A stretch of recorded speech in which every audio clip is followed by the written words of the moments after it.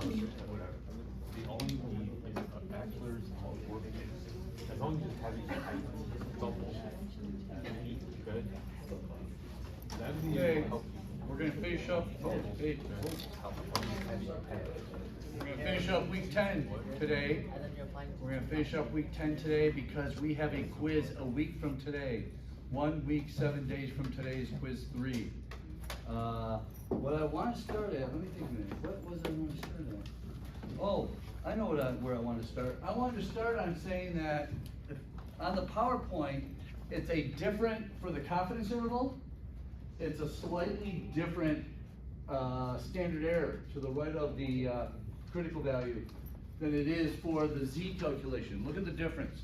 The Z calculation happens to use the pooled proportion, where this one's using each proportion separately.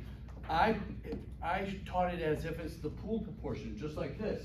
Pooled proportion times 1 minus the pooled proportion. So I went ahead and took this equation and compared it to the other equation, and they almost come out with the exact same result every time. No matter what numbers I was using, they're so close to each other. So I'm accepting either answer. But to be, just to make sure, I went ahead and took the equation that happens to be on this PowerPoint, and I put it in words up here.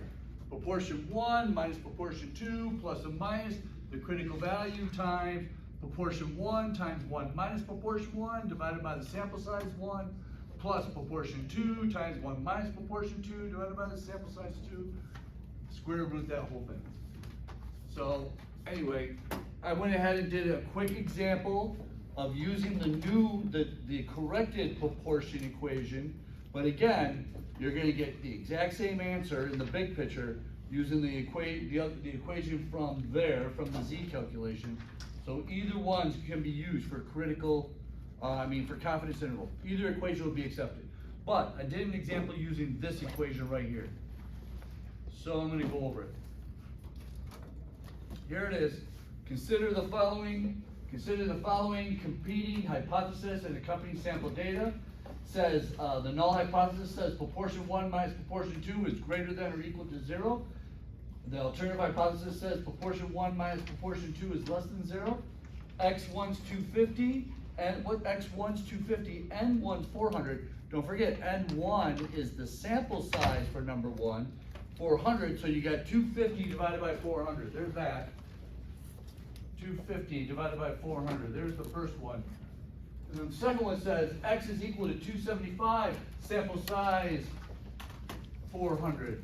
Now, if you don't know which approach on the quiz is going to be asked for, you know there's going to be a proportion problem, but you don't know which question for the quiz. Let me give this to Lily real quick.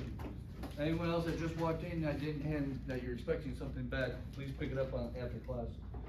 So anyway, you may want to use the pooled proportion. So all you got to do then, add the numerators, add the denominators, and divide, and there's your pooled proportion. Now I want you to be careful, because sometimes if you look at your homework, for example, in problem 3, I'm not giving you the 250 or whatever that number is on the numerator and that 275. And if you want to use the pooled proportion, which you most likely may have to use, then you need to calculate those numbers. So I'm going to make sure you understand it. I don't want anybody to get confused on number 3 from the homework, so I brought it up. Here it is. Here's what's happening. It says the research follows 500 boys and 500 girls. By age 18, 27% of boys and 14% of girls have grown out of their asthma. So this is all about asthma, but the point I'm trying to make is it doesn't tell you how many out of 500 came up to 27%. So to get that numerator, you take 27% times 500, and that gives you the number. The girls, the 500, 14%. So just take 14% times 500, and you'll get that numerator. I want you to be prepared. This question could be either way on the quiz.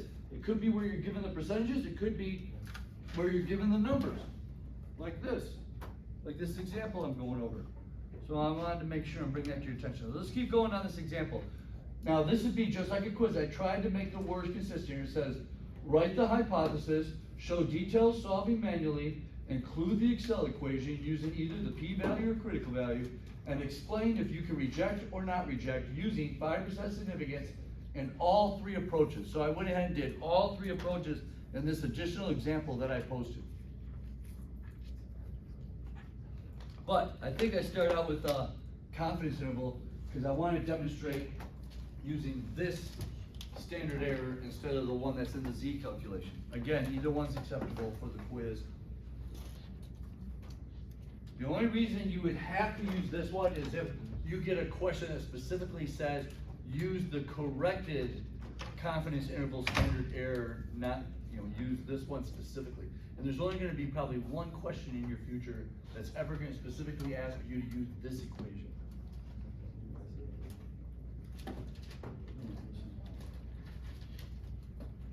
All right, so here it is. I started out by saying, okay, what's the proportion 1? 250 divided by 400, 0.625. What's proportion 2? 275 divided by 400, 0.6875. What's the pooled proportion? I add up the 250, 275. I add up the 400 and 400. I get 0.65625. I went ahead and said, let's find the critical value. Equals norm.s.imv. Why did I put 0.95 there in the parentheses? Why 95%? Confidence interval, but where did I get it from? The significance being 5%? But why didn't I use the confidence interval plus half the significance? Because it's one tail. Very good. Wow, you guys are on top of it. I don't know what just happened, but hope you can keep it up. So anyway, that calculates to 1.645 plus or minus. There's your critical value. Here goes the confidence interval approach. I highlighted the setup using the corrected standard error, using this equation off the PowerPoint. So 0.625 minus 0.6875 plus or minus the critical value, 1.645, times, and here it is, square root, the first proportion, 0.625, times 1 minus 6.25, divided by the sample size for the first sample, which is 400, plus 0.6875, which is the second proportion, times 1 minus 0.6875, divided by the second sample size, which is also 400, but that's just a coincidence. So there it is. You show, there's the setup for the confidence interval. Again, you could use either standard error there that I have highlighted, either standard error. And on the homework, I even put on the answer both answers, using both of these standard errors, so you can see the answers both ways. And they're the same answer, just different calculations. Anyway, I'm showing two calculations and I'm getting down to my intervals. Here's my intervals.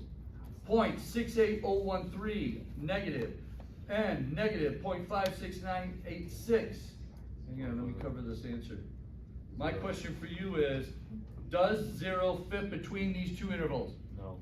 No, because they're both negative. Anytime they're both positive or anytime they're both negative, 0 can't fit, which means we can or cannot reject. Cannot. I heard it. Can it is. We're going to reject. If the 0 can't fit, we reject. If the 0 does fit, we can't reject. And for the 0 to fit, one of the intervals would be negative, one would be positive, then the 0 fits, then you can't reject. But in this case, they're both negative, 0 doesn't fit, so we can reject. Now, I'm going to demonstrate the other ones. I'm going to go real quick because no corrections are done. You're seeing it for like the third time. P-value and critical value. What I want to ask you real quick is, should the answers for both of those be reject or not reject? Both the same. Which are what? Should they be, Can reject, because the answer to this one's reject. So the answer to the other two have to be reject. So sure enough, what's the next one I did? P-value. Here's my pooled variance again, 0.65625.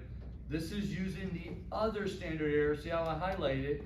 I want you to see the square root using the pooled variance, 0.65625, times 1 minus the pooled variance. Now that's being multiplied by 1 over 400, the first sample size, plus 1 over 400, the second sample size. So that equation is a little different, but it does the exact same thing as this equation does. You have to go to the fourth number to the right of the decimal before you start seeing a slight difference between these two equations. So they're basically doing the exact same thing. The details of the work will be slightly different. There's a couple of details there. I ended up getting a test statistic of negative 1.86. I looked at my equations. I said, oh, if it's a negative test statistic, then I gotta use equals norm dot dist, not the 1 minus because it's negative. If this were positive, I'd use the 1 minus.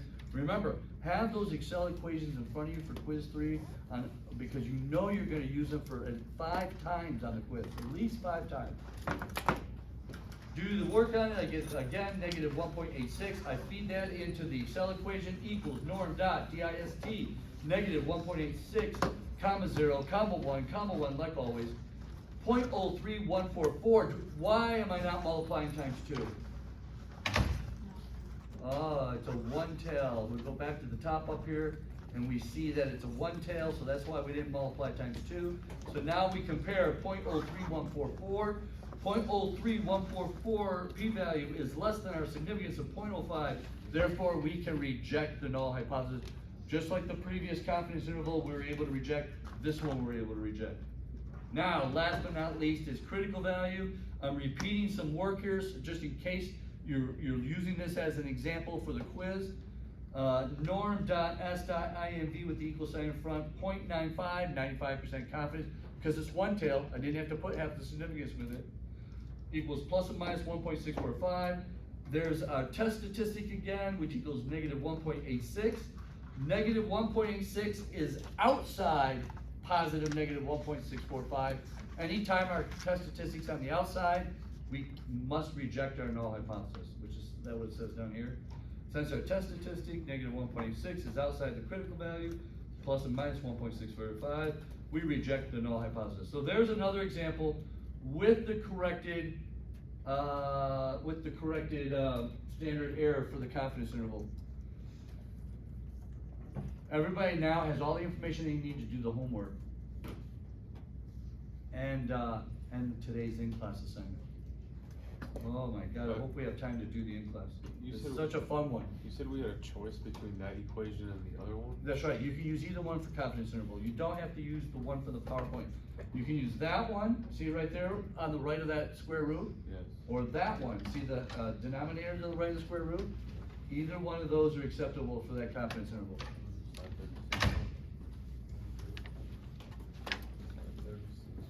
All right, let's get to a little bit of fun stuff here. Here's our 5 equations that are going to be on the quiz. And don't get me wrong, I said 5 equations. I've been saying 5 equations, and I said that last part. Again, I want to make sure everybody knows what I'm talking about here. Let me go back to the beginning of this PowerPoint, which is basically what quiz 3 is all about. And I said, here it is. Here's quiz 3 right here. We have population means with the population standard deviations. That's number 1 using Z. In the same box here would be the means with the sample standard deviations, but we're assuming the population variances are equal. That's number 2 equation of the 5. Number 3 is that we have the sample standard deviation with the means, but there's nothing about the population variances being equal. That's equation number 3 up there. Now we move over to this box, which is related samples or paired samples, and we're only doing T with the sample standard deviation of the difference. That's number 4 up there on the list. Then proportions, which is this week. We've learned all week. We just finished proportions actually just now. Your homework's all about proportions, and that's number 5 up there. And I've been saying that the population variances most likely would be like a multiple choice question or something like that. But I realized because we need to understand exactly what this F variance calculation means, there might be something about an F variance calculation on the quiz. I don't know how the question would be worded. I don't know if you have to calculate anything. So there may be a 6th calculation possibly. Hopefully not. I don't know. I haven't even started writing the quiz other than in my head. So anyway, we're going with these 5. You're going to tell me which one. I'm going to bring up some questions. And just because you recognize them doesn't mean they're the same. I may have changed them a little bit. Tell me which one of these 5. All right? Are we ready? Here we go.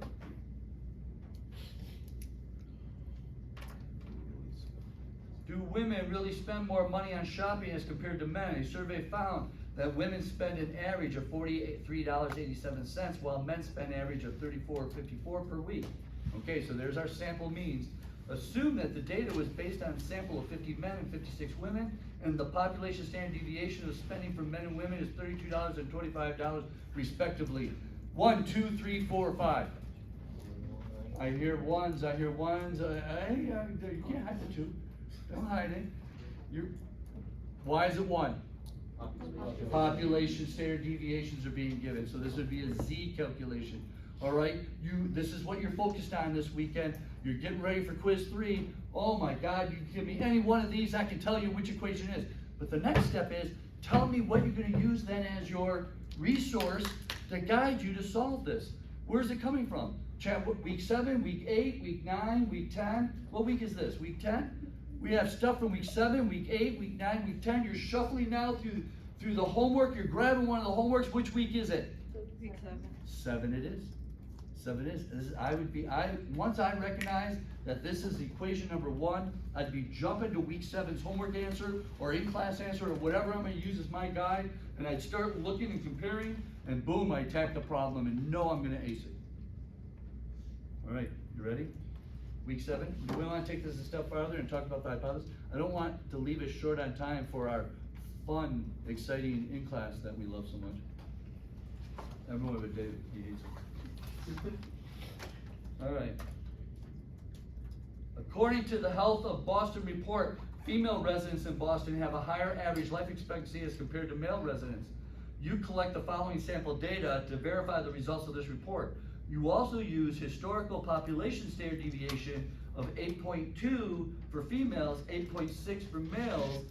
Female mean is 80, okay, hang on, let me read this again. Okay, female means are 82.1, male mean is 76.1, number of females is 32, number of males is 34. Number 1, 2, 3, 4, or 5? Whoa, hang on a minute. It can't be proportions because you're being given standard deviation here. It's 1. Population standard deviation. Population. No. We're all over the place here, but it sounds like the majority of you are leaning towards number 1. I stopped myself, why did I put 2 number 1s in a row? I had no idea. That's why I couldn't believe it. But, so let me look at it again. Yeah, we have 2 separate, they're not related to each other. One group is men, one group is women. It's not the same sample. It can't be number 5. There's standard deviation being given. It can't be, it can't be number 4. Standard deviation is given, so it can't be number 5. Those are out. So either it's given us the population standard deviation or it's given us the sample standard deviation. Now, let's read it again. You also are using the historical population standard deviation, 8.2 years for females, 8.6 years for male. It's pretty clear we're using the population standard deviation, so this has got to be number 1, right? What week again? 7. Boom, we grab week 7. We're looking at the homework, we look at the answer. The light bulb turned on. We're now attacking the problem that we're going to ace this quiz. Even in the back, we're going to ace it, aren't we? Yeah, I don't know. You guys have never paid attention. I don't know. Sitting back there, they're playing video games. At least they're quiet. A manager. Let me make this bigger. Manager of an industrial plant asserts that the workers on average do not complete a job using method A in the same amount of time as they would using method B. 7 workers are randomly selected. Each worker worker's completion time is recorded in minutes by using method A and then method B. The observations generates the following results. The mean difference of 3.3, the standard deviation difference is equal to 2.8. 1, 2, 3, 4, 5. 2. He says 2, he says 2, 4, a 2 I heard, another 2, I hear 4.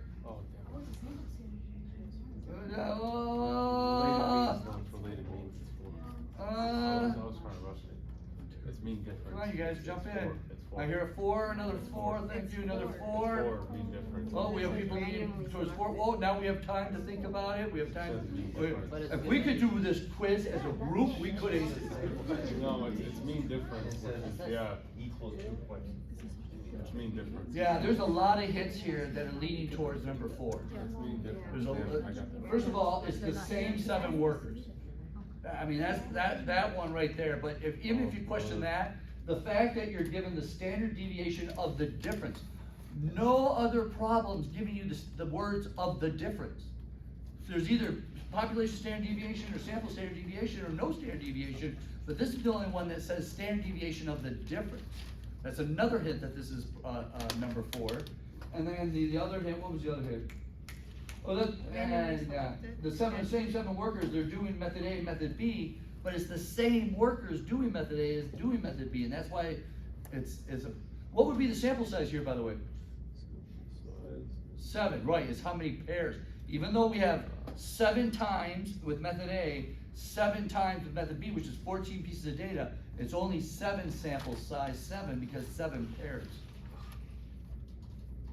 What week homework are you grabbing now that you just recognized it's number 4? First of all, you started working on it thinking it was number 2, some of you, and then all of a sudden you just woke up, oh my God, this is number 4. I can't believe I just saw that. Then you remember me saying, don't erase, cross out, now go to the back or a spare piece of paper and say, look here, okay, now start, you're working at it as number, what did I say, 4?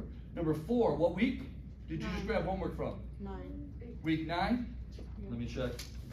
8, 9, 14. Week 9. You're now going to week 9's homework or week 9's in class or one of the week 9's examples. You're looking at how it was done. Uh-oh, look at this. It says you gotta do it using critical value approach. So you're looking through the example of the homework, you're going, oh, this one's critical value approach. Now you apply it, apply the logic from it. It's how quick you can find that help so you don't waste time going through PowerPoint, going through all the different homework answers, all the different in classes.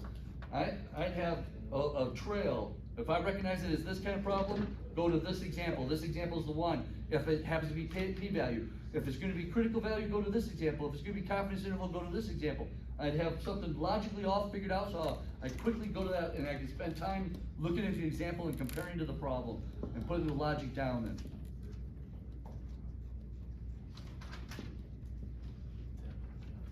A design engineer at Sperling Manufacturing, a supplier of high quality ball bearings, claims a new machine process can result in a higher daily output rate.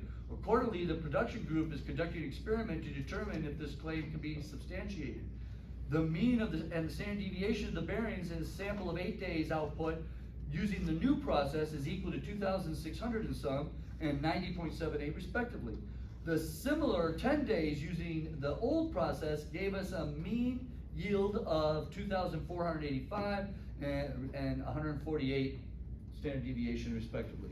1, 2, 3, 4, 5. Wait. I gotta go turn the camera off and ask again so we don't have that long pause of dead air. All right, here we go. 1, 2, 3, 4, 5. 2. Wow, there's a lot of hesitation in all those answers. Is there anybody who feels they know for sure? Anybody? Isn't it 2? Because it says Jake thinks he's not sure. He's holding up 3 and then he holds up 2 and then he takes it back. What's your answer? Lexi's locking in at 3. She's locking in at 3 because. Because it doesn't say that they're assumed equal. Whoa, before you're looking to see if they're assumed equal, but you're right. It doesn't say they're assumed equal. But what is it she's recognizing that led her to 3? I said 3 because it says, The standard deviations being given to you are what? 2000. Samples. They are sample standard deviations. That leads you to 2 or 3. Then, what she said, nothing's being said about it being, the population variance is being assumed equal. Boom, you now know it's 3. Oh, so wait, you'll state to us if it's equal? Yeah, if it's number 2, there'll be something, on the 3rd quiz. Oh man, you'll understand why I'm laughing when I teach you this. Because this, what we're gonna learn today is all about, this whole thing is all about determining whether you should be using 2 or 3. That's what that's for. And after you learn this, I'm supposed to not tell you in the story whether it's the population standard deviation variances are equal or not. But on quiz 3, I'm not gonna do that. If you're supposed to use equation number 2, it will say in the question, in the problem, assume the population variances are equal, or population variances are assumed equal, or something like that. If it doesn't say anything, then it's number 3, because we're supposed to assume they're not equal then. But in reality, you're not looking, nobody's gonna tell you they're assumed equal or they're assumed not equal. You're gonna do what's called an F test. Once you realize you're using sample standard deviations, oh, we got the sample standard deviations here, and we're using means. But which formula should we use? You then conduct an F-test to determine whether you're using number 2 or number 3. That's what this F-test is all about. Matter of fact, once you do an F-test, if you're rejecting the null hypothesis of an F-test, then that means you're supposed to be using equation 2. If you can't reject, let me repeat that. Yeah. Boy, oh boy, let me. Yeah, if you can't reject, boy, I don't know. I'm second guessing. Is this myself. week 8 homework? I'm second guessing myself. Jeez. This is week 8 homework, right? Oh yeah. What week is this? Yeah, this is paired. So paired would be not week 8. No, it's not fair. Oh, what is this? Oh, this is okay. Supposed to be week 8. So week 8, because this is the mean with sample standard deviations, but nothing about the population variances being assumed equal. Therefore, it's week 8. Matter of fact, both equations 2 and 3 are week 8, aren't they?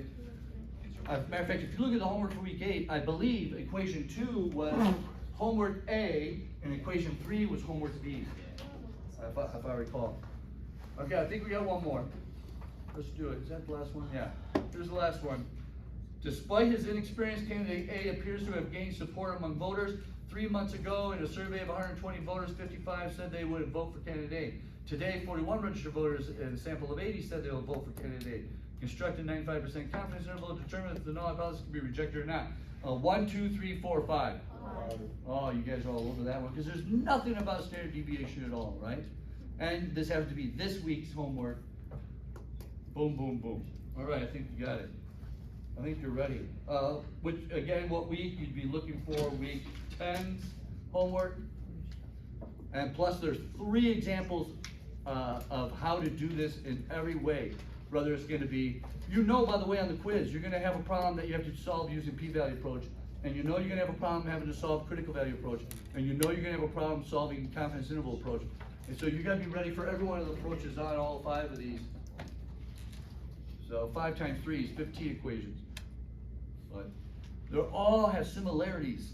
Once you got that whole similarities down, they all become a lot easier. The hardest part is determining which equation to use. That's where you can lose the most points, by determining the wrong equation. All right, so we're gonna go to F-test. We're ready to go on to the new material. I'm going to slide 43, those following along on the PowerPoint. Say anything. F-test is going to be on the quiz? What's good? Everything I'm talking about today could be on the quiz, yes, for sure. Yeah, this is important stuff. I'm not gonna waste everyone's time. By the way, I was gonna say it after. If we can get through this is Monday's lecture. And so Monday, we will have a study day at home. You like that? Are you already gonna be here? No. What if we have questions? Feel free to email me. I'll be ready to go. Did you hear that? It's a study day, so if you have questions, I'm gonna be sitting there ready to answer your email. You gonna be in your office? No. No. Yeah, I'll be at home, just like you. We're gonna go to your house then. You wanna come to my house? Do you know how long of a drive that is? Oh, you guys, that's crazy. We're nervous.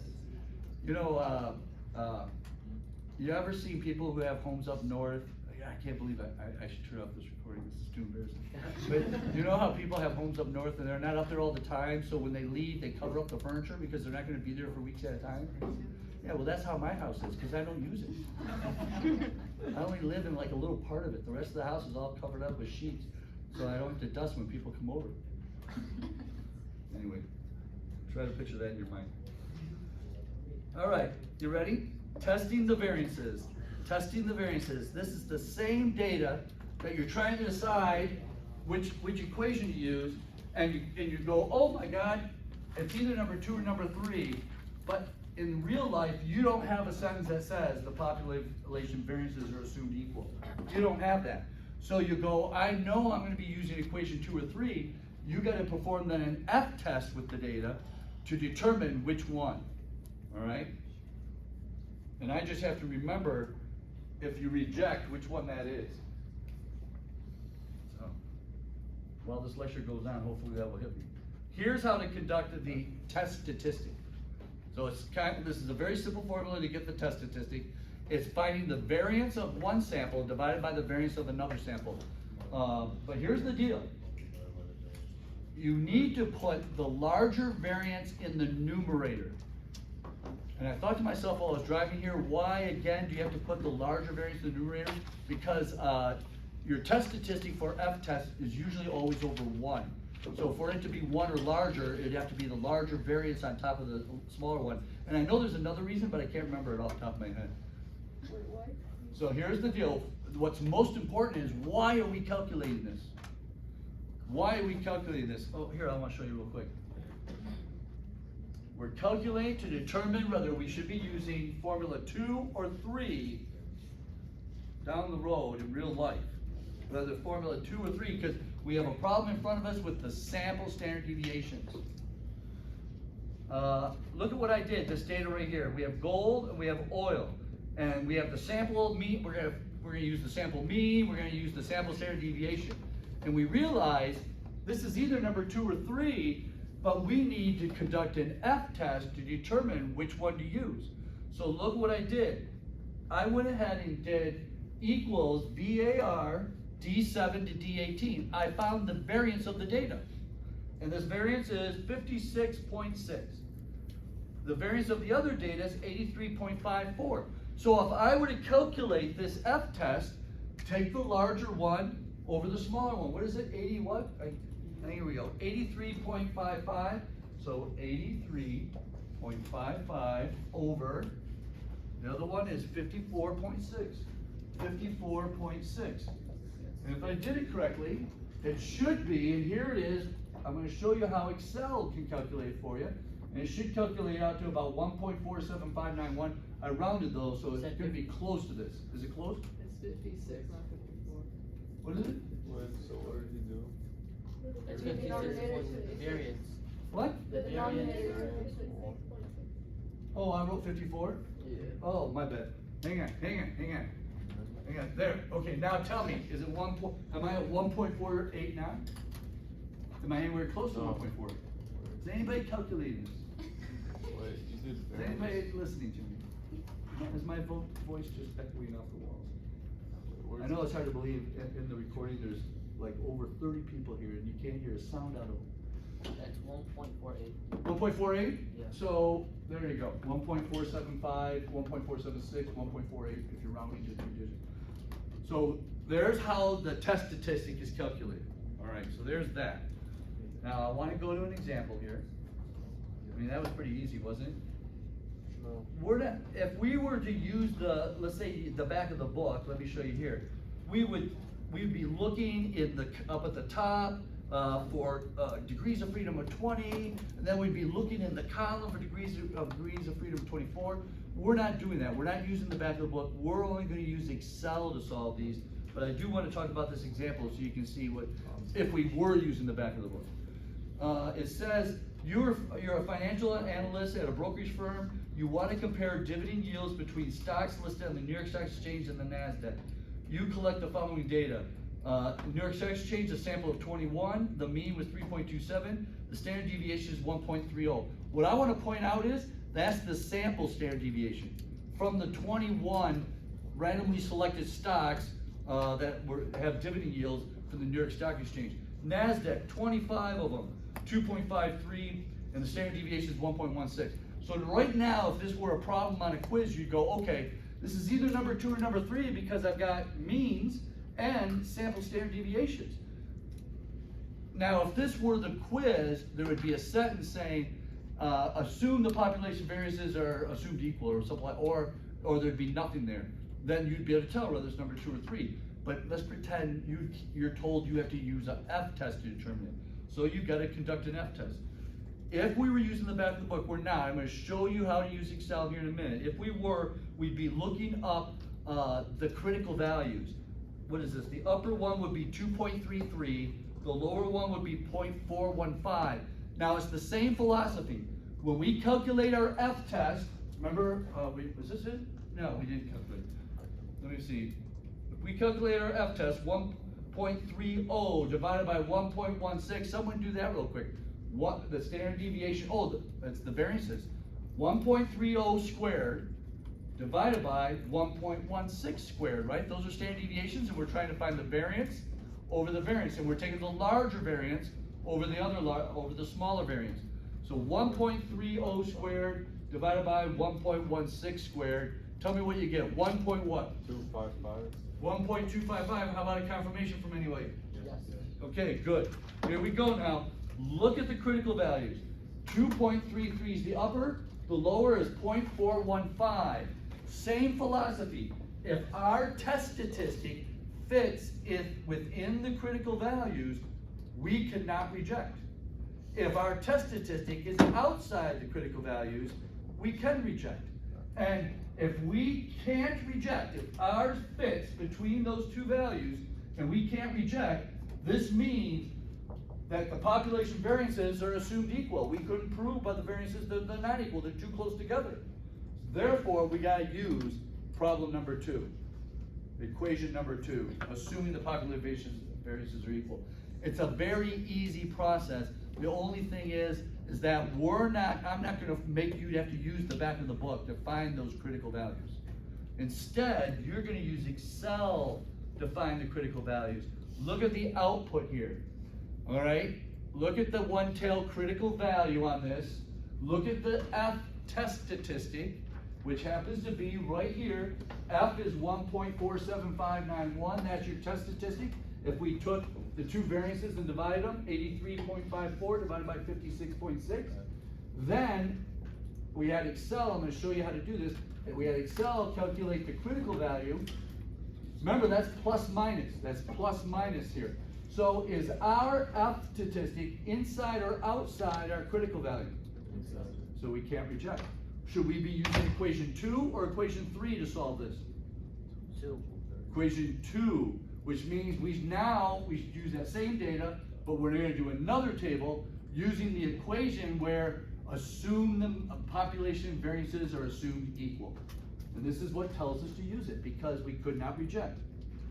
That's what an F test is all about. What I want you to focus on the most is, what does the F test mean? Why do we do the F test? Why do we do it? Why do we do it? Because once we realize we got a problem with sample standard deviations and means, it tells us then which one of these equations to use. That's what it means. That's why we do it. The problems won't have the words, assume the population variances are equal. On the final exam, I don't know, I'll probably still put the words anyway, but I'm just saying in real life. All right, now, I want to show you a couple other ways to calculate the variance. This one here is called, hang on, let me make it, see if I make it bigger. Does that work? This is equals F dot dist. And this is all about putting, whoops. Hang on, I put the wrong test statistic in there. Let me fix it. This test statistic is 1.47591. Because it doesn't matter which way you divide them for this. Oh, what did I do wrong?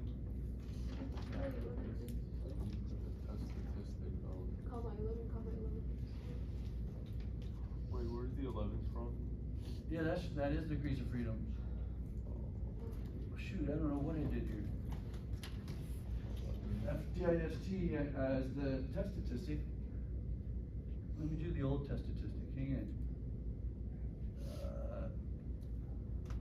Equals, what is this? This is going to be ABC D. I'm going to use D19 divided by, what's that other letter? F? D19 divided by F19.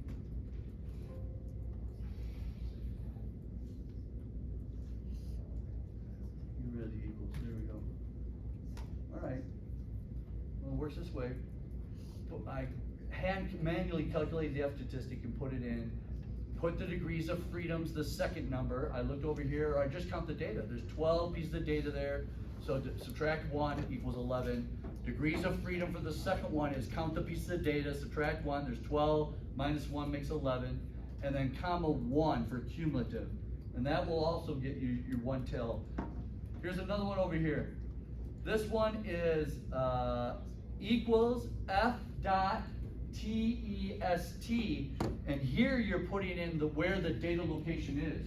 This would be data for number 1, data for number 2, where's the data location? So in here I put D7 through D18, and then the other set of data is F7 through F18, and it comes up with a two-tail, then you gotta divide by 2, so I take that cell, divide by 2, and there it is, 0.2646, the same p-value that's up here, 0.2646. How did I get that table? You ready? Just like the other tables, go data, data analysis, pick F test, there it is, F test 2 sample for variances, that one right there. You put in where's the data for the first set of data, where's the data for the second. I click on labels, so you include the labels where the data location is. Put in the significance, I put 5%. Where would you like the output? This time I'm gonna put the output on a new sheet. This time it's gonna go on a new sheet. There we go. Let me widen this up. And there it is. Our test statistics 1.47591. Our critical value is 2.81. Our one-tail significance is 0.26. If we compare a 0.26 p-value to our significance of 0.05, can we reject or not reject? 0.2646 p-value compared to 0.05, can we reject or not reject? Wait, what? Ready? 0.26, look at the p-value right there, p-value, 0.26434, What's the significance? And the significance is 0.05, can we reject or not reject? I'm gonna reject. Can't reject because it's this high. p-value is larger than It's larger. 5%, so we can't reject. 0.2 large, not 0.26. All right. That's a big significance. Again, the most important part of this F test, here it is right here. We calculated 1.3 squared, 1.16, those are the 2 standard deviations. Again, 1.3, 1.16 are the standard deviations. Squared them, turned them into variances. 1.256, close enough. I think it is 5.5 anyway. Are you gonna have any like homework or practice problems with them? No, I think the most important is to interpret it. If I said to you, if I gave you an output like this and said this is an F test, would you tell me to use equation 2 or equation 3? There, let me answer that question. Look at this output. Would you use equation 2 or equation 3? Can you reject or not reject? Is the p-value 0.26 larger or less than 0.05? So it's larger, that means you can or can't reject. Can't reject, so that means you use equation 2 or equation 3? 2 it is. 2 it is, because when you can't reject, it means you're using equation 2, because you couldn't prove the variances are not equal. They're too close together. Can you repeat that one more time? You ready? If I were to give you this output, and I said this is from an F test, are you supposed to use equation 2 or equation 3, but I'll name them. Equation 2, where it's the sample standard deviations for a mean and the population variances are assumed equal, or are you supposed to use equation 3, sample standard deviations with the sample mean and the populated variances are assumed unequal? Equation 2 or equation 3, you're gonna say, we cannot reject the null hypothesis, therefore we're using equation 2, where the population variances are assumed equal, because we couldn't reject. That's all you gotta do is understand how it's used, not calculate it. So after we divide variance 1 by variance 2, we get a number. And that number, what are we comparing it to? The number of the F test, you're comparing to the critical values. For example, look at the output, find the critical value. My eyes are bad. 2.82. Take your t-test, test statistic, or the one right here, 1.448, and tell me, can you reject or not reject? So 1.48 your test statistic, 2 point whatever is your critical value, is your test statistic inside or outside that critical? Is 1 point, here we go, hang on. Is your test statistic 1.48 inside or outside your critical value 2.81? Inside, which means you can or can't reject. Cannot reject, which means you use an equation 2 or 3. You got it. That's what you need to know. What is the F test all about? What's it for? To determine which equation you use when you have the sample standard deviations. And what does it mean? What does it mean if you saw the output? Can you determine whether you can reject or not reject Let's say if I said, oh, can you reject or not reject with 8% significance? 8% significance, can you reject or not reject? 8% significance, we are Still not reject. 0.26 is Okay. way larger than 8%.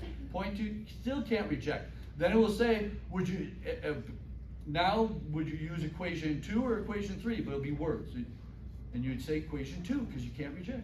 You get it? That's what this F test is all about. That's why I wanted to get through to you. Look at how short that lecture is. We can do the in-class assignment, and our weekend starts. Oh no, wait, I forgot. You guys, does anybody have class tomorrow? Oh, a lot of you do. Oh, your weekend hasn't started. Don't worry, my weekend doesn't start either. I have to grade all your junk.